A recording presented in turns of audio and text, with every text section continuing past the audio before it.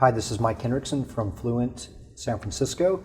In 2016, I'm here with Matt and Ike. Matt and Ike, can you guys introduce yourself to us?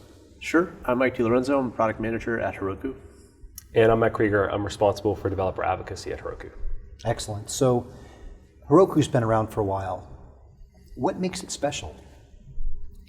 I think that historically Heroku has been known for the developer experience, the user experience that it brings to developers and others. And so I think that when the features that we'll be talking about, like continuous delivery, the thing that we bring that is special to that is that sort of history of being superior in developer experience and simplifying the developer experience so you still get power, but you also retain the sort of Heroku simplicity. So good developer experience with good, reliable technology? Yeah, and you get all of the Heroku stuff that you would expect from the PaaS part of Heroku. That is reliability, redundancy, that you get excellent manageability of your code and your apps in the cloud, but you also get the developer side of it. So Matt, can you tease out a little bit about the difference between continuous deployment, continuous delivery, continuous integration? Because I think there's an overlap or somewhat of a mushy area there. So what we're going to be talking about is continuous delivery. That's what the Heroku Flow and Pipelines feature are built around. Continuous integration happens earlier in a developer's workflow. They're taking the code that they have, they're either running tests on it, and then once it passes, they're deploying it. And if they're continuously deploying it, you have continuous deployment. So you could say that continuous delivery covers sort of both, but it's a broader subject that I guess we're going to get into. And that's your Flow product? Can you guys talk a little bit about what Heroku Flow is? So Heroku Flow it's really a recommended methodology for doing continuous delivery. And in order to achieve Heroku Flow or to pursue Heroku Flow, there are three features that are part of it. And that is GitHub deploys, that's deploying code directly from GitHub.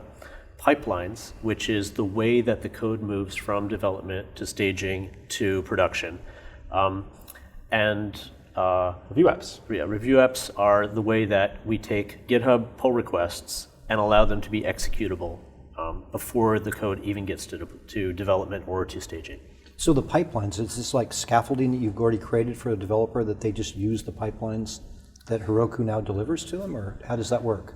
You started with what made Heroku really special. And one of the things that makes Heroku really special is we take what developers are already doing and we figure out how we can make that better. So developers are already using pull requests. Pull requests allow them to say, this specific set of changes is ready to be taken to production and taken to our users. And so we built review apps around that. Review apps let you bring a lot of different people into the process of reviewing a change or a feature. So instead of just being your technical crew, your developers, now you've got product managers that are coming into it, you've got designers and people in marketing, they can all see that feature. Yeah, previously these people were kind of excluded from the development process. They couldn't evaluate the pull requests. And so you would deploy the code to some integrated server, and then you'd circulate it around and have product managers weigh in on it, and then you might have to back it out. Now you can evaluate the pull request directly. You should still do those other things. Those other things are still great. Yeah. Automated tests are fantastic. And so what are developers going to end up winning with Pipeline and Flow? What are you going to improve for every developer? What gets better for them? I think this is something that developers have already been doing. Like everyone has the concept of a development and or staging server before they go to production. It's just sort of homespun. It's not managed. There's not permissioning around it. There's not a visualization for it. So we've kind of brought a really structured, prescriptive, very simple workflow to continuous delivery, which is already a known thing. And we've added the ability, as Matt said, to evaluate pull requests. And choosing continuous delivery, I mean, there's always a point when you're building a product that there's a set of trade-offs that have to be made. Right. And adopting something like continuous delivery, it eventually becomes the work that's required to like put it together and build it. And so we're hoping also that people are able to adopt these more sophisticated workflows sooner in their product lifespan. Yep, and we find a lot of customers who want to do continuous delivery, but it seems like a really big, difficult thing to approach. This sort of gives it to you in a prescriptive kind of packaged way that we've observed is pretty flexible so that customers can customize it as they wish. And this is for everyone. This is for organizations, for developers just running their own simple apps. It scales all the way across? Yep, absolutely. We have very, very large organizations using it, and I mean, most of the tweets and the posts you'll see on Hacker News are from individual developers who are really excited about it. So it works across the spectrum. Without giving me your product roadmap of the next 2 years, what are you most excited about bringing to developers on the near horizon?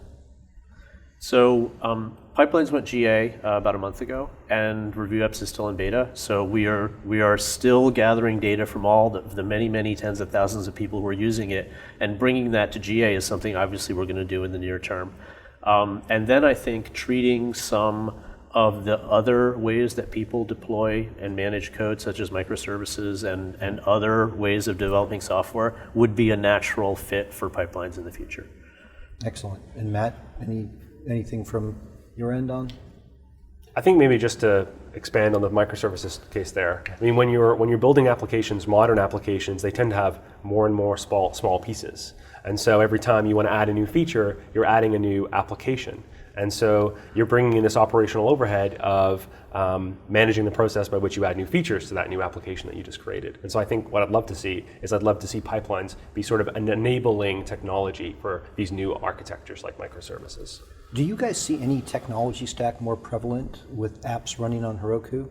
Is there a preferred or a kind of a dominant just through the de facto, the most usage? I mean, it really depends. There are a number of supported build packs for Heroku. There's like 6 or so. Yep. And there are a large number of third-party build packs. Over 1,000, over Yeah. 1,200. And yeah. so there are so many languages supported So that broad. I don't know if speaking to which is the fastest growing or popular would be useful, but there's a lot of popularity. And the architectures that each of these different language communities adopts is very different. And so what's awesome about Heroku is that regardless of what language you're using and what architectures that community embraces, you're able to do that on Heroku. And in all of those cases, pipelines and continuous delivery are going to be useful. Yep. I mean, one thing that I'll say that I hope is a trend is that it will be common in the future when you're in development to expect a review app at the pull request stage. And that's something that we're seeing huge adoption in. So if there is like a growth spike, that might be it. Excellent. Well, gentlemen, we look forward to seeing you at future O'Reilly events around the world. Thank you very much. Cool, thank you. Thank you so much.